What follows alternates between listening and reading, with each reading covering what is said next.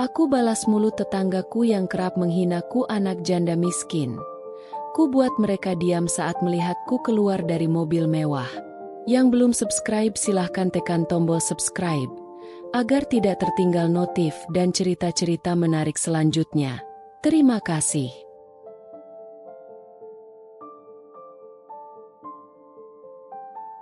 Aku kehilangan ayah di usia 8 tahun. Hari itu, dunia kecilku runtuh.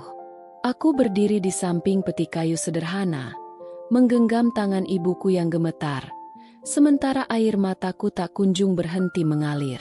Aku memanggil ayah pelan, berharap ia bangun seperti dalam dongeng-dongeng yang diceritakan ibu sebelum tidur. Tapi ayah tetap diam, wajahnya pucat, tubuhnya kaku. Hujan turun deras, seakan langit pun berkabung bersamaku. Sejak saat itu, hidup kami berubah drastis. Ibu yang dulu hanya seorang ibu rumah tangga harus banting tulang mencari nafkah. Ia menerima pekerjaan apapun yang bisa memberinya sedikit uang, mencuci pakaian tetangga, menyetrika berjam-jam, bahkan membersihkan toilet umum. Aku sering melihat telapak tangannya lecet dan pecah-pecah, tapi ia selalu tersenyum padaku, seolah rasa sakitnya tak ada artinya dibandingkan melihatku tetap hidup. Rumah kami adalah gubuk kecil yang nyaris roboh. Dindingnya terbuat dari papan kayu yang mulai lapuk, penuh lubang yang membuat angin malam bebas masuk menusuk kulit. Saat hujan turun, kami berlari mengumpulkan ember dan panci untuk menampung air yang menetes dari atap. Malam-malam kami sering diiringi suara gemeretak kayu yang nyaris patah, membuatku takut atap itu akan runtuh menimpa kami saat tidur. Makan sehari-hari adalah perjuangan. Kadang kami hanya makan nasi dengan garam, atau menyesap air gula hangat untuk mengganjal perut kosong. Aku sering melihat ibu pura-pura kenyang hanya agar aku bisa menghabiskan jatah makanan terakhir. Tapi yang paling menyakitkan bukan rasa lapar, melainkan kata-kata tajam yang menghujam seperti belati dari orang-orang sekitar. Bu Rina, tetangga kami, adalah yang paling kejam. Ia sering berdiri di depan rumah kami sambil melipat tangan di dada. Suaranya keras dan menusuk. Janda miskin kayak kamu harusnya tahu diri. Anaknya paling juga jadi pengemis nanti, katanya, disambut tawa beberapa tetangga lain yang menonton seperti sedang menyaksikan hiburan gratis. Aku menggenggam ujung baju ibuku, menunduk dalam-dalam agar tak ada yang melihat air mataku jatuh. Tapi ibu berjongkok di hadapanku, menyeka wajahku dengan tangannya yang kasar. Kita lebih kuat dari ini, nak, bisiknya dengan suara bergetar. Jangan dengarkan mereka. Kita pasti bisa bertahan. Tapi di malam-malam sunyi, saat kupikir ibu sudah tidur, aku sering mendengarnya menangis.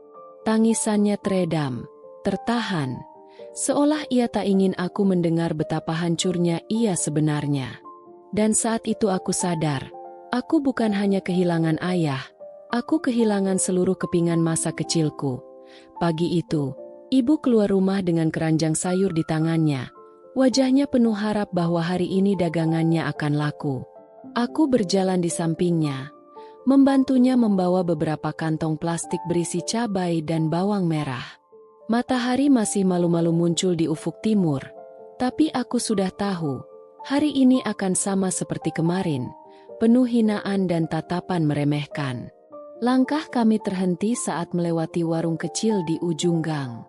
Di sana, Bu Rina dan gengnya sudah berkumpul seperti biasa, duduk di bangku kayu sambil mengobrol. Begitu melihat ibu, mereka saling menyikut dan tertawa sinis. Lihat tuh, si janda jualan lagi, seru Bu Rina. Suaranya dibuat sengaja keras agar kami mendengar. Iya, tapi kok tetap miskin aja, ya? Jangan-jangan sayurnya nggak ada yang mau beli karena bau kemiskinan, sahut salah satu dari mereka, disambut gelak tawa. Darahku mendidih. Aku ingin berteriak, ingin membela ibu, tapi sebelum aku bisa membuka mulut, ibu sudah lebih dulu menggenggam tanganku erat. Ia menoleh ke arahku dengan senyum yang terlalu lelah untuk disebut meyakinkan. Jangan dengarkan mereka. Nak, kita di sini untuk bekerja, bukan untuk membalas hinaan, bisiknya. Aku menunduk, menggigit bibirku agar tak menangis. Tapi Bu Rina belum selesai. Ia bangkit dari duduknya, berjalan mendekat dengan tangan bertolak pinggang. Hei, janda, kamu itu sadar diri dikit, dong. Jualan keliling kayak gini tuh nggak akan bikin kaya. Lagian, anakmu ini mau dikasih makan apa? Udah deh, kerja di rumah orang aja. Atau? Ia sengaja menatap ibu dari ujung kepala sampai kaki dengan tatapan meremehkan. Kamu tahu sendirilah, janda tuh gampang dapat uang kalau mau usaha dikit. Mereka tertawa terbahak-bahak. Dadaku terasa seperti dihantam batu besar. Aku menoleh ke ibu, berharap ia akan melawan. Tapi yang kulihat hanya wajahnya yang tetap tenang, meski aku bisa melihat matanya berkaca-kaca. Ibu membungkuk sedikit, merapikan dagangannya tanpa berkata sepatah kata pun, lalu menarik tanganku agar kami pergi. Saat kami berjalan menjauh, aku mendengar mereka masih tertawa, melontarkan hinaan yang terus menggema di telingaku. Aku ingin bertanya pada ibu, mengapa ia diam saja? Mengapa ia tidak melawan? Tapi saat aku menatapnya, aku melihat rahangnya mengeras. Jemarinya gemetar saat menggenggam keranjang sayurnya lebih erat. Saat itulah aku sadar, ibu tidak diam karena ia lemah. Ia diam karena ia kuat. Dan di saat yang sama, aku berjanji pada diriku sendiri, suatu hari nanti, mereka akan melihatku berdiri di tempat yang lebih tinggi. Suatu hari nanti, mereka akan tahu bahwa anak janda miskin ini tidak akan selamanya diinjak-injak. Pagi itu, aku bangun dengan perut keroncongan. Di dapur, kulihat ibu mengaduk panci yang nyaris kosong. Tak ada nasi. Hanya air garam yang ia minum diam-diam agar tak pingsan saat berjualan nanti. Kamu langsung berangkat aja, ya? Ibu nggak sempat masak, katanya, mencoba tersenyum meski bibirnya pucat.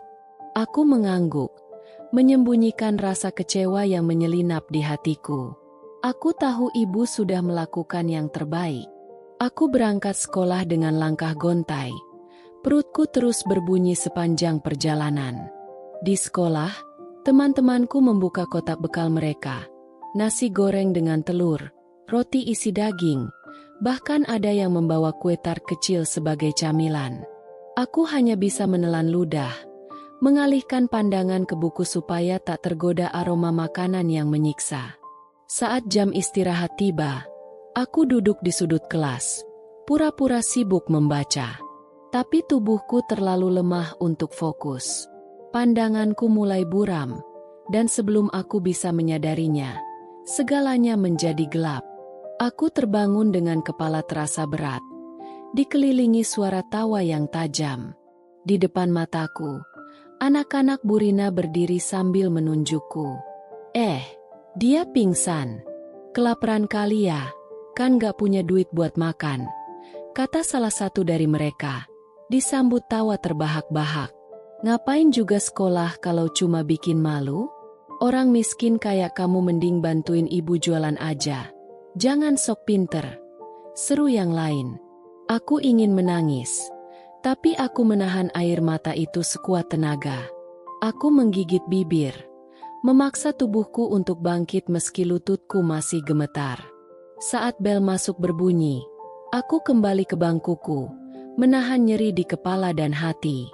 Tapi aku berjanji pada diriku sendiri, aku akan terus belajar, meski harus bertarung melawan rasa lapar, hinaan, dan kelelahan. Karena aku tahu, ilmu adalah satu-satunya jalan keluar dari neraka kemiskinan ini. Malam itu, hujan turun seperti tak punya belas kasihan. Angin kencang menghempas rumah kami yang berdiri rapuh di pinggir gang sempit, membuat dinding kayu tua berderak seolah bisa runtuh kapan saja. Petir menyambar langit, menyinari seisi ruangan dengan kilatan cahaya yang menyayat. lalu meninggalkan kegelapan yang lebih pekat dari sebelumnya.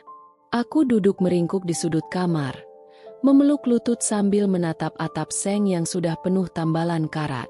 Setiap kali angin bertiup, atap itu bergetar hebat, mengeluarkan suara berderak yang membuat jantungku berdebar tak karuan. Dan akhirnya, suara yang kutakutkan datang juga. Plak! Sebongkah kayu penyangga patah, dan air hujan langsung mengalir deras dari celah atap yang terbuka. Ember-ember yang sudah penuh meluap, lantai tanah berubah menjadi lumpur dingin, dan kasur tipis kami kini basah kuyup. Aku buru-buru menggeser kasur itu ke sudut ruangan, meski aku tahu percuma, tak ada sudut yang benar-benar kering. Ibu, yang seharian berjualan sayur keliling, bergegas mengumpulkan kain-kain tua untuk mengelap lantai. Tangannya gemetar, wajahnya pucat karena kelelahan, tapi ia tetap bergerak tanpa mengeluh sedikit pun. Aku ingin membantunya, tapi tubuhku sendiri sudah menggigil hebat. Baju lusuh yang kukenakan menempel basah di kulit, membuat rasa dingin menusuk hingga ke tulang. Ibu, sudah, aku nggak apa-apa, kita tidur aja, kataku lirih. Suaraku bergetar. Ibu tersenyum samar, meski aku tahu itu senyum yang dipaksakan. Ia menarikku ke pelukannya, mengusap rambutku dengan lembut seolah belayan itu bisa mengusir semua luka yang tertanam di hati kami. Maaf ya, Nak. Maaf kita harus hidup seperti ini, bisiknya. Napasnya tersengal lemah. Aku menggeleng kuat, menelan tangis yang nyaris meledak di tenggorokan. Bukan salah ibu. Aku janji, kita pasti keluar dari sini, bisikku, meski dalam hati aku sendiri tak tahu bagaimana caranya. Dari rumah sebelah, terdengar suara musik dan tawa. Itu rumah Burina, orang yang paling suka menghina kami di siang hari, tapi hidup bahagia tanpa beban di malam hari. Aku bisa mendengar dentingan piring dan sendok. Suara mereka bercanda sambil menikmati makan malam yang hangat dan lezat. Perutku berkeriuk pelan, mengingatkanku bahwa kami bahkan belum makan malam.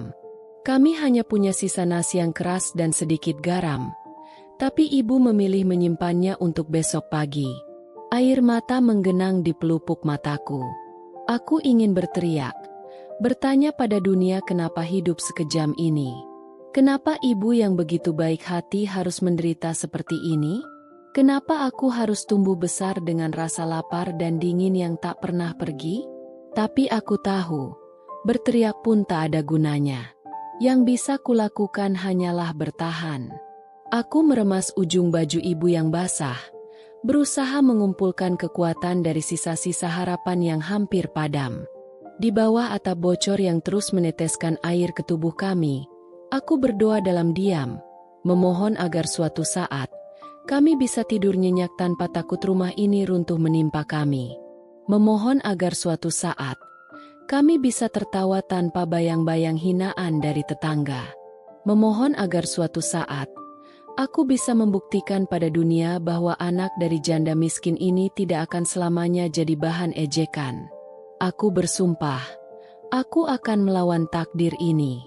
Tak peduli seberapa sakit, tak peduli seberapa hancur, aku akan berjuang sampai aku bisa mengangkat ibu keluar dari neraka ini.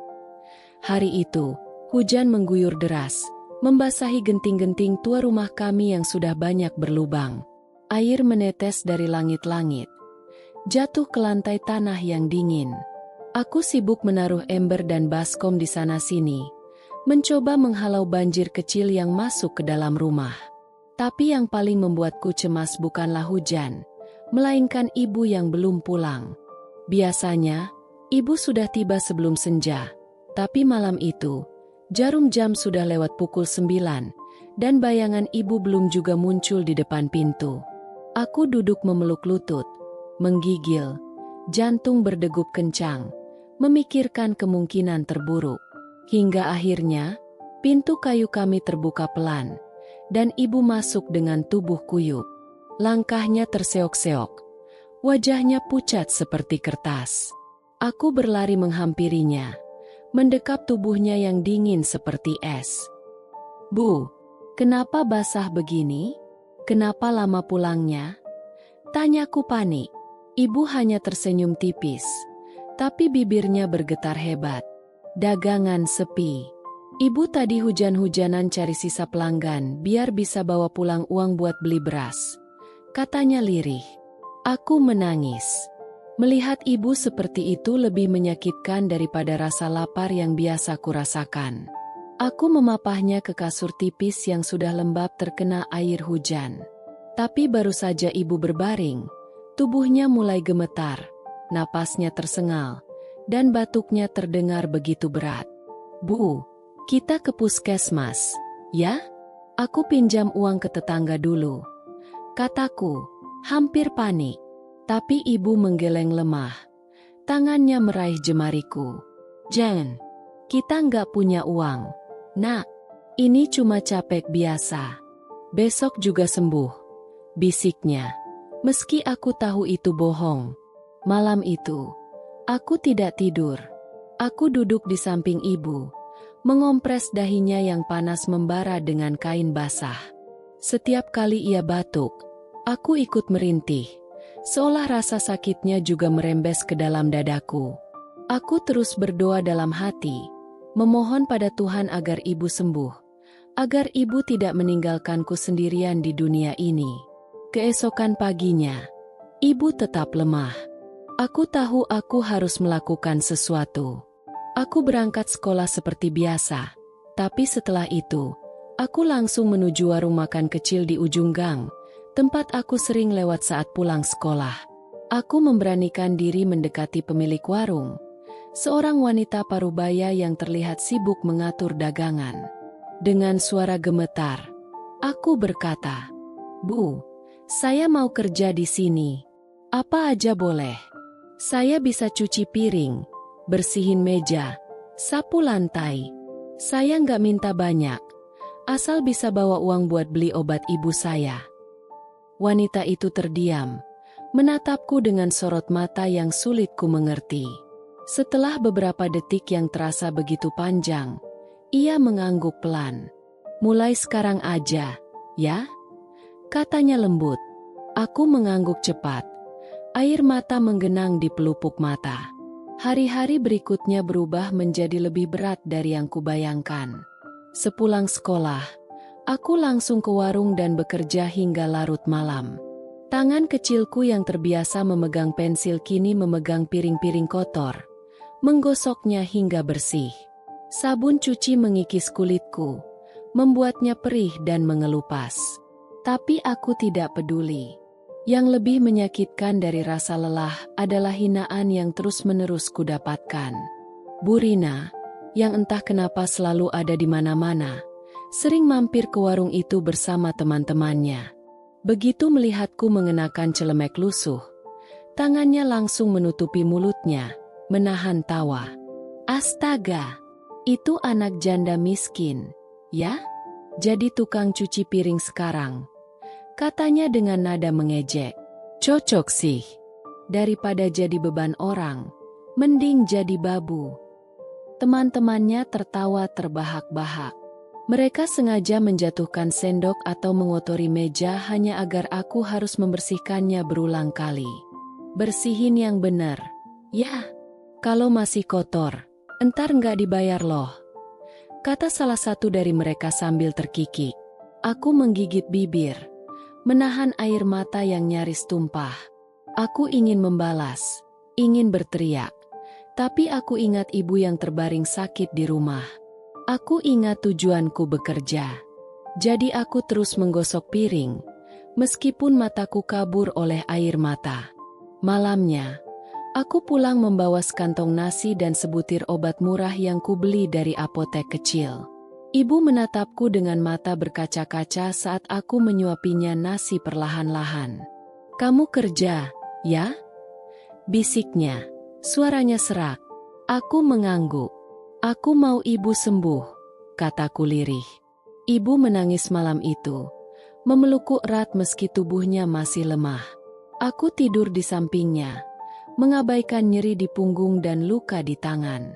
Bagiku, Yang terpenting adalah ibu tetap ada bersamaku. Dalam kegelapan malam, aku berbisik pada diriku sendiri. Aku nggak akan nyerah. Nggak peduli seberapa sakit, aku akan terus berjuang. Karena meskipun hidup terus menindasku, aku berjanji, aku akan melawan sampai akhir. Setelah pulang sekolah dan selesai bekerja di warung, aku membantu ibu menggoreng tempe, tahu, dan pisang di depan rumah.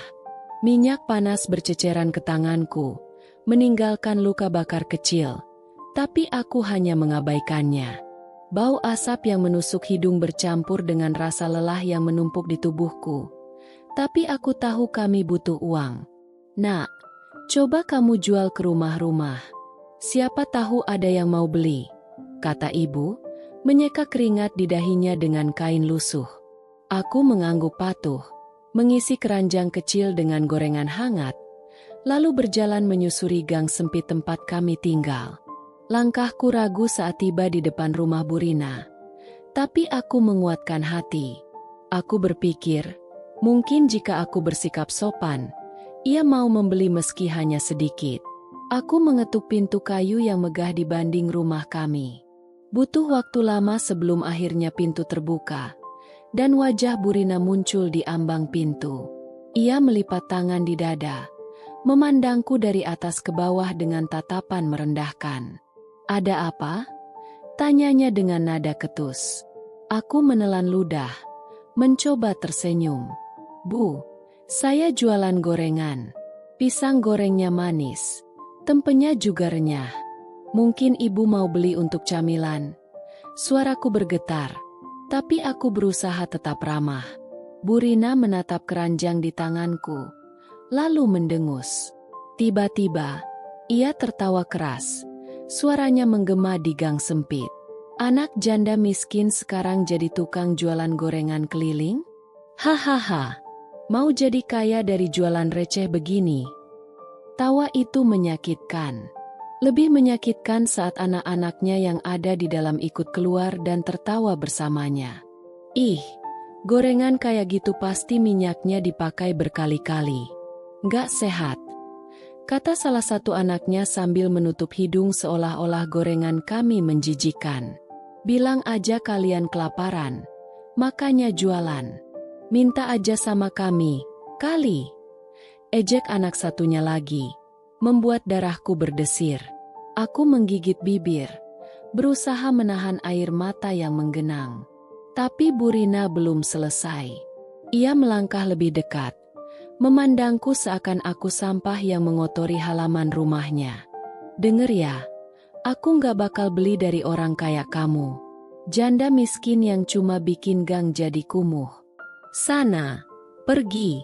Jangan bikin malu kampung ini, katanya sambil membanting pintu keras-keras di depan wajahku. Gorengan di keranjang bergoyang karena benturan pintu. Aku berdiri terpaku di depan rumahnya. Tangan bergetar, dada sesak. Hinaan-hinaan mereka terus terngiang di kepalaku, menusuk-nusuk hatiku yang sudah rapuh. Aku ingin berteriak, ingin melawan, tapi aku tahu itu percuma. Akhirnya, aku berbalik pergi, berjalan pulang dengan langkah berat. Air mata yang tadinya kutahan akhirnya jatuh bercucuran, membasahi pipiku. Aku menangis sepanjang jalan, mencoba meredam suara tawa mereka yang terus bergema di kepalaku. Begitu tiba di rumah, ibu menyambutku dengan senyum lemah. Ia tidak perlu bertanya apa yang terjadi. Mataku yang bengkak dan wajahku yang sembab sudah menjelaskan semuanya. Tapi ibu tidak marah, tidak menyalahkan siapapun. Ia hanya menarikku ke dalam pelukannya, membiarkanku menangis sepuasnya di bahunya yang kurus. Nggak apa-apa, Nak. Suatu hari nanti, kita pasti akan hidup lebih baik, bisiknya sambil mengusap punggungku lembut. Kita harus sabar. Tuhan pasti dengar doa kita. Malam itu, aku terbaring di atas kasur tipis sambil menatap langit-langit yang penuh retakan. Hatiku penuh luka, tapi ada sesuatu yang mulai tumbuh di dalam diriku. Tekad. Aku berjanji dalam hati, aku akan bertahan. Aku akan terus berjuang, meski harus berdarah-darah. Karena aku ingin membuktikan bahwa aku, anak janda miskin yang mereka hina, suatu hari nanti akan berdiri jauh lebih tinggi daripada mereka. Lulus SMA seharusnya jadi kebahagiaan, tapi bagiku, itu hanyalah awal dari tantangan yang lebih besar. Aku duduk di pojok kamar yang sempit. Lantai dingin menyentuh kaki telanjangku. Di depanku, selembar brosur universitas yang kusimpan dari perpustakaan sekolah sudah mulai lusuh karena sering kubaca berulang kali. Aku tahu, aku ingin kuliah. Aku ingin mengubah hidup kami. Ibu, yang tengah berbaring di kasur tipis di sudut ruangan, batuk-batuk kecil. Wajahnya pucat. Tubuhnya terlalu kurus karena kelelahan bekerja tanpa henti. Tapi saat aku mengutarakan niatku, matanya berbinar penuh harapan meski suaranya lirih. Daftar saja, Nak. Siapa tahu ada jalan, katanya, mengelus pipiku yang basah oleh air mata. Aku menggigit bibir, bertekad untuk mencoba. Keesokan harinya, aku pergi ke sekolah untuk bertanya pada guru BK tentang jalur beasiswa. Tapi kabar itu menyebar lebih cepat dari yang kubayangkan. Dan sayangnya, sampai ke telinga tetangga kami, terutama Bu Rina. Ketika aku pulang, dia sudah berdiri di depan rumahnya yang jauh lebih megah dibanding gubuk reot kami. Matanya menyipit, senyum mengejek terukir di wajahnya, dan sekelompok tetangga ikut mengerubungi, seakan menunggu pertunjukan yang menghibur. Anak janda miskin pulang. Dengar-dengar mau kuliah, ya? Katanya keras-keras, sengaja agar semua orang mendengar. Aku berhenti sejenak, mencoba mengabaikan, tapi langkahku terasa berat. Kuliah pakai apa? Pakai daun? Atau mau jual rumah bocor itu? Tawa Bu Rina pecah, menggema di gang sempit yang jadi saksi bisu penderitaan kami. Orang-orang ikut tertawa. Anak-anaknya, yang sering mengejekku di sekolah, berbisik-bisik sambil menunjuk ke arahku. Aku mengepalkan tangan, berusaha menahan tangis yang mengganjal di tenggorokan. Aku mau coba daftar beasiswa, Bu. Jawabku pelan, nyaris tak terdengar. Beasiswa. Bu Rina mencondongkan tubuhnya ke depan, seolah tak percaya dengan apa yang kudengar. Dengerin nih, semua. Dia mau dapat beasiswa. Anak janda kere ini mau kuliah gratis. Gelak tawa mereka semakin keras. Aku bisa merasakan wajahku memanas. Tapi aku tak ingin berlari. Aku berdiri di sana, menahan rasa sakit yang menggumpal di dada. Kuliah itu buat orang pinter, buat orang yang punya uang buat beli buku, buat bayar kos. Kamu pikir beasiswa bisa bikin kamu tiba-tiba jadi orang kaya? Matanya tajam menusukku seperti belati. Gak semua orang ditakdirkan sukses. Apalagi kamu. Anak miskin ya udah. Nerima nasib aja. Saat itu, ibu muncul dari dalam rumah. Tubuhnya yang ringkih bergetar saat melihat aku dikelilingi orang-orang yang mencemooh. Dia menarik tanganku, mencoba membawaku masuk. Sudah, Nak, gak usah didengarkan, bisiknya. Suaranya serak karena menahan tangis. Tapi aku tak bisa lagi membendung semuanya. Aku menatap Bu Rina, mataku basah, bibirku gemetar. Kenapa ibu selalu menyakiti kami? Apa kami pernah mengganggu hidup ibu? Tanyaku dengan suara patah-patah. Bu Rina mendengus. Matanya penuh kebencian yang entah berasal dari mana. Karena aku benci lihat orang miskin sok bermimpi tinggi, katanya tanpa ragu. Kalau hidup udah susah, ya sadar diri aja. Jangan bikin malu. Ibu menggenggam tanganku lebih erat, seakan takut aku akan meledak. Tapi aku sudah hancur. Kami masuk ke dalam rumah dengan kepala tertunduk, meninggalkan tawa dan hinaan yang masih menggema di luar sana. Malam itu, aku menangis tanpa suara, takut membangunkan ibu. Aku menatap langit-langit rumah yang berlubang, Air hujan merembes masuk dan menetes pelan. Aku bertanya-tanya, kenapa hidup begitu kejam padaku? Namun, di tengah keputusasaan itu, ada bara kecil yang menyala di dadaku. Aku bersumpah, aku akan kuliah. Aku akan sukses. Aku akan membuktikan bahwa kemiskinan dan hinaan tidak bisa mematahkan impianku. Dan suatu hari nanti, tawa merekalah yang akan memudar, saat mereka melihatku berdiri di puncak yang mereka bilang mustahil. Aku menutup telinga dari semua hinaan. Malam-malam panjang kulewati dengan mata yang nyaris tak pernah terpejam. Saat orang-orang tidur nyenyak di kasur empuk mereka, aku duduk di lantai dingin dengan buku-buku pinjaman dari perpustakaan sekolah. Aku belajar di bawah cahaya redup lampu minyak, karena listrik rumah kami sering mati. Jemariku kaku karena dingin, tapi aku terus menulis, menghafal, dan mengerjakan latihan soal. Aku bahkan menempelkan catatan kecil di dinding rumah, agar bisa membaca setiap kali aku bangun tidur atau sebelum berangkat ke warung membantu ibu berjualan. Ada kalanya aku ingin menyerah. Tubuhku lelah, pikiranku kacau. Tapi setiap kali aku melihat ibu yang terbatuk-batuk setelah seharian mendorong gerobak sayur, semangatku kembali menyala. Aku tak bisa kalah. Aku tak boleh kalah. Dan akhirnya, setelah berbulan-bulan berjuang, hari pengumuman itu tiba. Aku pergi ke warnet murah di ujung gang, mengetik nomor pendaftaran dengan tangan gemetar. Napasku tertahan saat layar loading. Rasanya jantungku hampir copot. Lalu, kata-kata itu muncul di layar. Selamat, Anda diterima sebagai penerima beasiswa penuh di Universitas Harapan Bangsa. Aku menutup mulut, menahan isak tangis yang pecah. Air mataku tumpah, bahuku bergetar hebat. Aku keluar dari warnet, berlari pulang tanpa peduli orang-orang menatap aneh. Aku ingin menyampaikan kabar ini ke ibu secepatnya.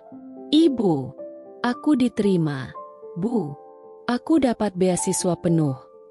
Aku berteriak begitu masuk rumah, terisak sampai suaraku serak. Ibu yang tengah duduk mengupas bawang langsung berdiri, matanya membelalak tak percaya. Bibirnya bergetar, dan tanpa berkata apa-apa, ia memelukku erat. Kami menangis bersama di lantai rumah yang lembab, meluapkan semua rasa sakit dan perjuangan yang selama ini kami pendam. Namun, kebahagiaan itu tak berhenti di sana. Kabar ini menyebar ke seluruh kampung, dan akhirnya sampai ke telinga orang yang paling suka menghinaku, Bu Rina. Saat aku lewat di depan rumahnya untuk mengantar sayur, dia menatapku dengan ekspresi yang sulit dijelaskan, campuran terkejut, tak percaya, dan mungkin sedikit iri. Kok bisa? Katanya. Matanya menyipit seolah aku melakukan kejahatan besar. Aku hanya tersenyum, mengangkat kepala tinggi-tinggi untuk pertama kalinya. Karena aku nggak pernah berhenti berusaha, Bu. Jawabku lembut, tapi ada ketegasan yang menusuk di balik kata-kataku. Bu Rina terdiam. Untuk pertama kalinya, dia tak punya kata-kata untuk menjatuhkanku. Aku melanjutkan langkahku, menggenggam tangan ibu, berjalan ke arah masa depan yang sudah mulai terbuka. Aku tahu, ini baru awal dari segalanya. Tapi setidaknya, kali ini, aku menang. Kuliah bukanlah akhir dari perjuanganku. Itu baru permulaan. Meski mendapatkan beasiswa, aku tahu aku harus tetap mencari uang untuk menghidupi ibu dan memperbaiki rumah kami yang hampir roboh. Jadi, aku mengambil semua pekerjaan yang bisa kulakukan. Di pagi hari, aku menjadi asisten dosen.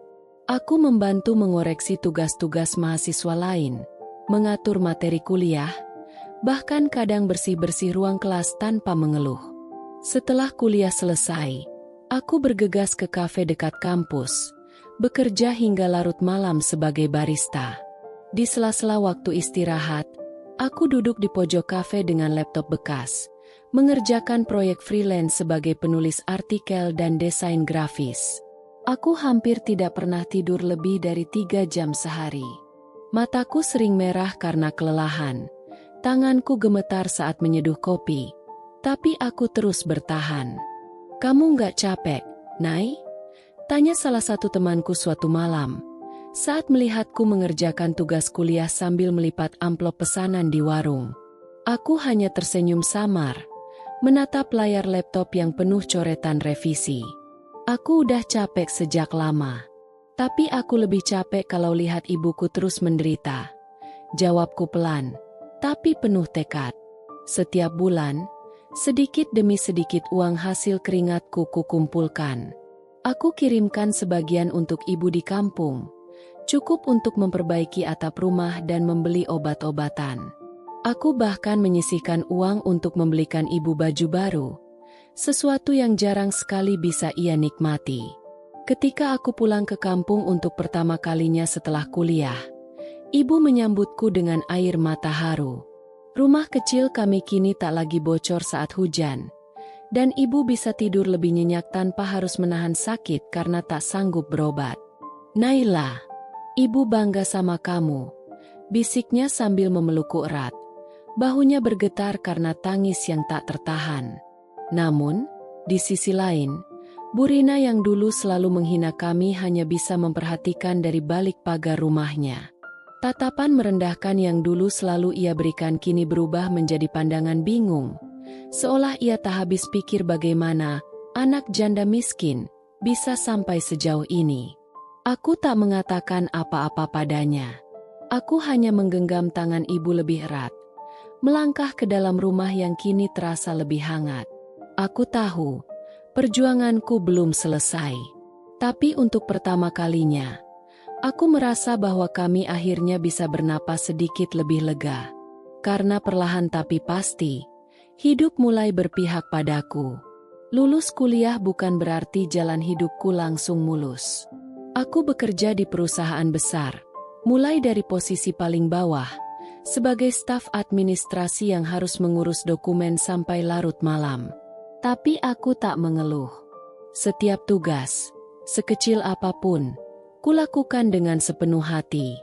Aku belajar banyak hal, bagaimana perusahaan dijalankan, bagaimana strategi pemasaran disusun, dan bagaimana teknologi bisa menjadi solusi bagi banyak masalah. Setiap malam setelah pulang kerja, aku menghabiskan waktu membaca buku bisnis dan mengikuti kursus online gratis. Aku tahu aku ingin lebih dari sekadar jadi karyawan. Aku ingin membangun sesuatu sendiri. Selama 5 tahun, aku hidup hemat. Aku mengurangi pengeluaran sebisa mungkin. Bahkan masih mengirim uang ke kampung untuk memastikan ibu baik-baik saja. Ketika teman-teman kantorku nongkrong di kafe mahal, aku duduk di kosan sempitku, merencanakan bisnis yang ingin kudirikan. Aku ingin membangun perusahaan teknologi yang membantu UMKM bertahan, gumamku suatu malam, sambil menatap papan visi yang kupasang di dinding. Itu mimpiku, membantu orang-orang kecil agar tak perlu merasakan penderitaan seperti yang aku dan ibu alami dulu. Akhirnya, dengan modal yang kukumpulkan selama bertahun-tahun, aku memutuskan berhenti dari pekerjaanku dan memulai bisnis sendiri. Aku menyewa ruangan kecil sebagai kantor, hanya berisi 1 meja dan kursi bekas. Tak ada pegawai, hanya aku, laptop tua, dan mimpi besar yang berkobar-kobar. Awalnya berat. Aku sering makan mie instan untuk menghemat uang. Aku mengetuk pintu demi pintu, menawarkan jasaku ke para pemilik usaha kecil yang bahkan meragukan kemampuanku. Tapi aku tak menyerah. "Bu, aku nggak minta banyak. Coba pakai aplikasi ini dulu sebulan. Kalau nggak cocok, gratis saja," kataku sambil tersenyum, meski hatiku hampir patah karena terlalu sering ditolak. Pelan tapi pasti, bisnis kecilku mulai dilirik. Aplikasi buatanku membantu pedagang mengatur stok barang, memudahkan transaksi, dan meningkatkan penjualan.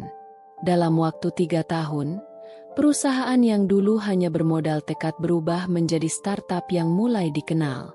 Aku merekrut tim kecil. Lalu tim itu berkembang menjadi puluhan orang. Dan 5 tahun setelah aku lulus kuliah, aku berdiri di depan gedung bertingkat dengan logo perusahaan yang kudirikan sendiri. Aku menggenggam tangan ibu saat kami berdiri di lobi kantor. "Kita berhasil, Bu," bisikku, menahan air mata yang menggenang di pelupuk mata. Ibu mengangguk, tersenyum haru sambil mengusap pipiku. "Kamu yang berhasil, Nak." "Ibu hanya berdoa," jawabnya dengan suara bergetar. Bisnisku berkembang pesat. Aku menjadi salah satu pengusaha sukses. Sering diundang untuk berbicara di seminar dan diwawancarai media. Tapi aku tak pernah lupa dari mana aku berasal. Setiap bulan, aku menyisihkan dana untuk membantu anak-anak kurang mampu mendapatkan pendidikan yang layak, agar tak ada lagi anak janda miskin yang merasa tak punya harapan seperti dulu aku merasakannya. Dan saat aku kembali ke kampung halaman untuk membangun sekolah gratis, aku melihat Bu Rina berdiri di teras rumahnya. Wajahnya penuh kebingungan dan rasa tak percaya saat melihatku turun dari mobil mewah, mengenakan setelan rapi, dengan ibu yang kini sehat dan tersenyum bahagia di sisiku. Aku menatap Bu Rina sejenak, lalu tersenyum tipis sebelum melangkah pergi. Aku tak butuh balas dendam. Keberhasilanku adalah jawaban terbaik untuk semua hinaan yang pernah ia lontarkan. Karena aku yang dulu diremehkan, kini berdiri tegak sebagai simbol bahwa kemiskinan dan hinaan tak bisa mengalahkan tekad yang kuat. 15 tahun berlalu sejak aku meninggalkan kampung ini dengan hati remuk. Tapi kali ini, aku kembali dengan kepala tegak, bersama ibu yang kini tersenyum bahagia di sampingku. Kami turun dari mobil mewah berwarna hitam mengilap, yang berhenti tepat di depan rumah masa kecil kami. Rumah yang dulu hampir roboh, kini berdiri kokoh setelah aku renovasi total. Aku mengenakan gamis putih bersih, jilbab sutra lembut yang kubeli sepulang dari umroh bersama ibu. Tangan ibu menggenggam tas tangan mahal, tapi yang paling bersinar darinya adalah wajahnya yang penuh ketenangan. Jauh berbeda dari dulu saat ia selalu tertunduk menahan malu akibat hinaan tetangga. Ketika pintu mobil tertutup, suara berisik langsung mereda. Para tetangga yang dulu senang menggunjingkan kami kini hanya bisa menatap dengan mata membelalak. Beberapa dari mereka berbisik-bisik, melirik dari balik tirai rumah masing-masing, seakan takut aku menyadari keberadaan mereka. Tapi aku melihat semuanya. Aku ingat semuanya. Dan di antara kerumunan itu, aku melihatnya, Bu Rina. Ia berdiri di teras rumahnya, yang kini tampak lusuh dan kusam, jauh dari kesan megah yang dulu sering ia banggakan. Tubuhnya tampak lebih ringkih. Keriput menghiasi wajah yang dulu sering menyeringai mengejek. Ia menatapku dengan mulut setengah terbuka, seakan tak percaya bahwa anak miskin yang dulu ia hina kini berdiri di depannya dengan aura yang jauh lebih kuat dari yang pernah ia bayangkan. Aku melangkah mendekat. Sepatu hak tinggiku beradu dengan kerikil jalanan yang kasar. Suara kecil yang terasa menggema di tengah keheningan kampung. "Bu Rina," sapaku lembut, dengan senyum yang tak menyimpan amarah, hanya kelegaan yang dalam. Bu Rina menelan ludah. Suaranya bergetar saat akhirnya ia berbicara. Kamu sekarang jadi apa, Nak?" tanyanya. Suaranya nyaris tak terdengar. Aku tertawa kecil, tapi bukan tawa meremehkan, melainkan tawa seseorang yang telah menang atas hidup tanpa perlu menjatuhkan orang lain. "Alhamdulillah, saya sekarang punya perusahaan sendiri, Bu. Kami pulang dari umroh kemarin. Sekalian mau bangun panti asuhan di sini," jawabku dengan nada santai, tapi setiap kata terasa bagai tamparan keras bagi Bu Rina. Wajahnya pucat. Ia tertunduk, seakan ingin menghilang dari pandanganku. Aku bisa melihat penyesalan yang menguar dari tatapannya yang kosong. Ibu, yang selama ini hanya tersenyum melihatku berbicara, akhirnya ikut bicara. "Dulu ibu memang janda miskin, Bu Rina.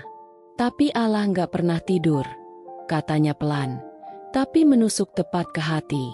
Aku menggenggam tangan ibu, lalu mengajak masuk rumah lama kami yang kini jauh lebih indah dari sebelumnya. Aku tak butuh membalas dendam secara langsung. Melihat mereka yang dulu menghina kini hanya bisa terdiam menyaksikan keberhasilanku sudah lebih dari cukup. Karena balas dendam terbaik adalah menjadi versi terbaik dari diriku sendiri. Dan aku yang dulu mereka hina, kini kembali sebagai pemenang. Setelah beberapa saat terdiam, Bu Rina akhirnya melangkah mendekat. Wajahnya yang tadinya pucat kini dipaksa tersenyum. Senyum yang begitu jelas dipenuhi kepalsuan. Wah, Naila, astaga, kamu sukses sekarang ya. Alhamdulillah, aku bangga banget sama kamu, katanya.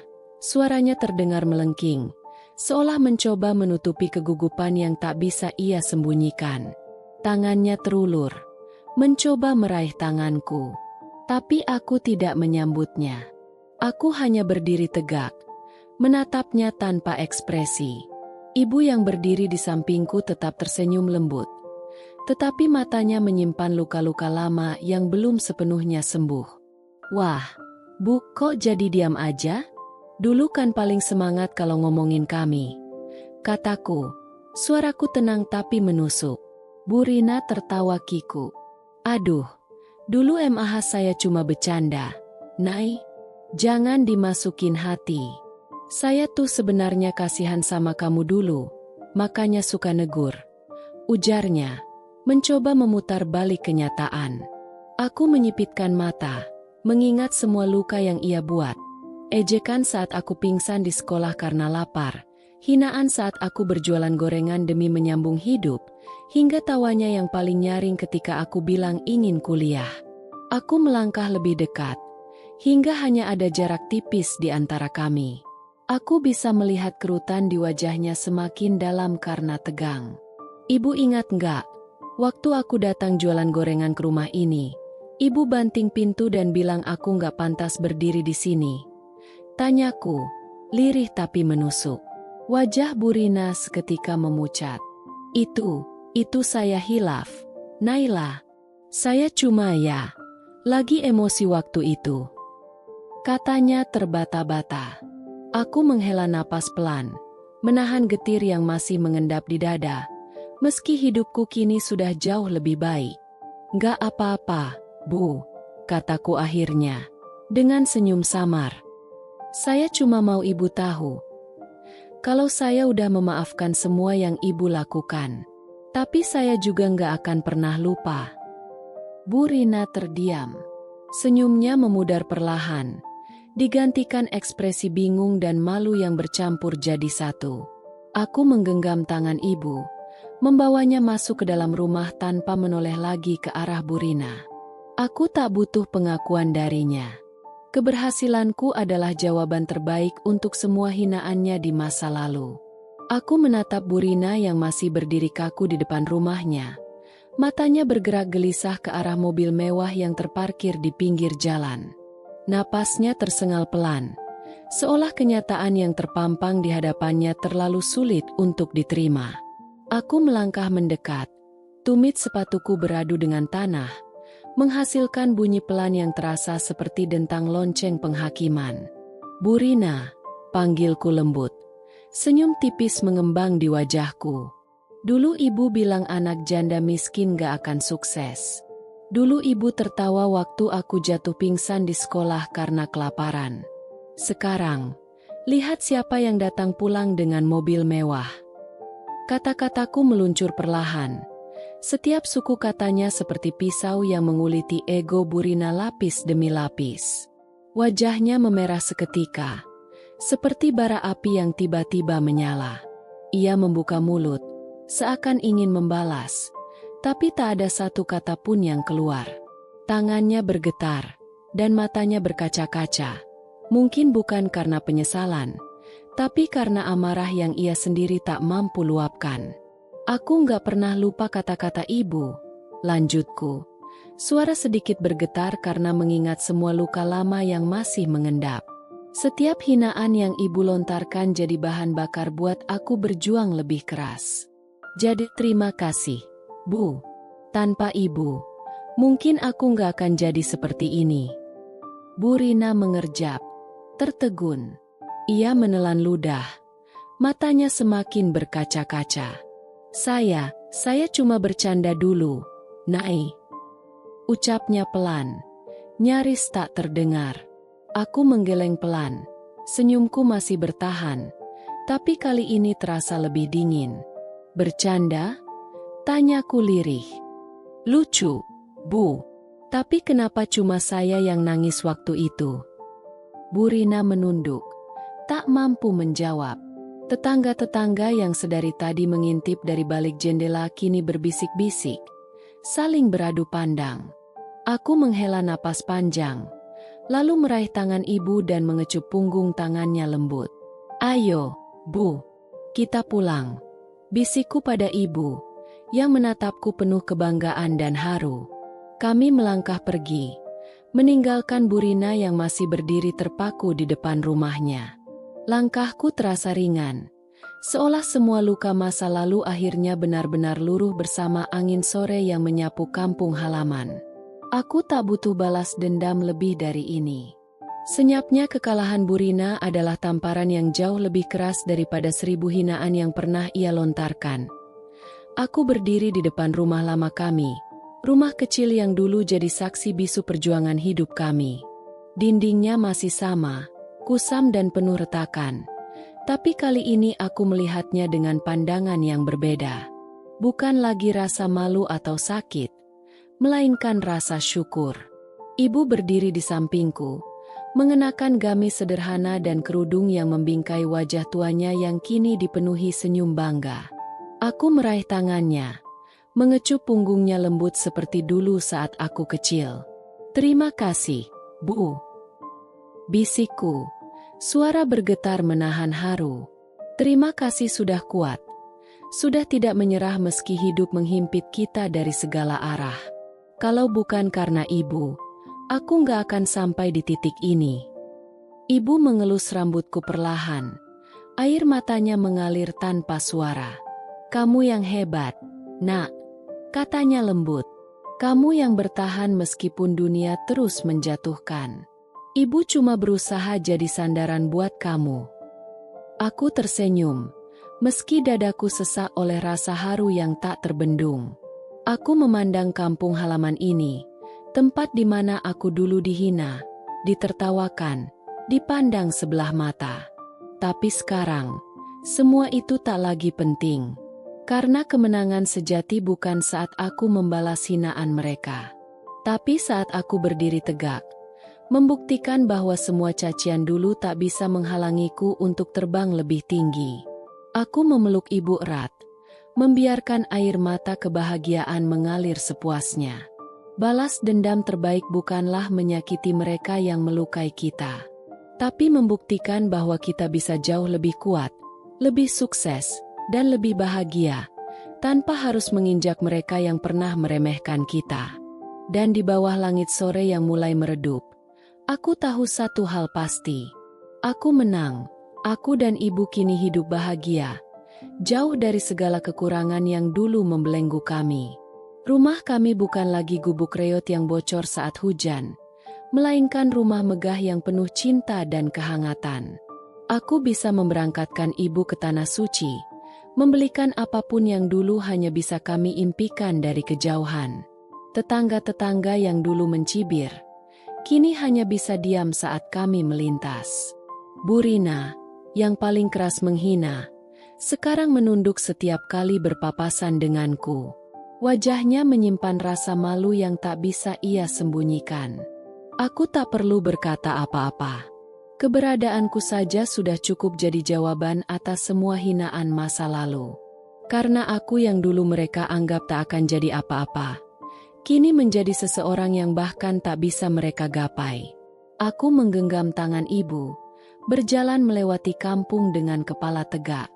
Di dalam hati, aku berbisik pada diriku sendiri yang dulu, kamu berhasil, kamu menang, dan sekarang, kamu bahagia. Karena kemenangan terbesar bukan sekadar membalas sakit hati, tapi membuktikan bahwa luka-luka itu justru menjadi sayap untuk terbang lebih tinggi.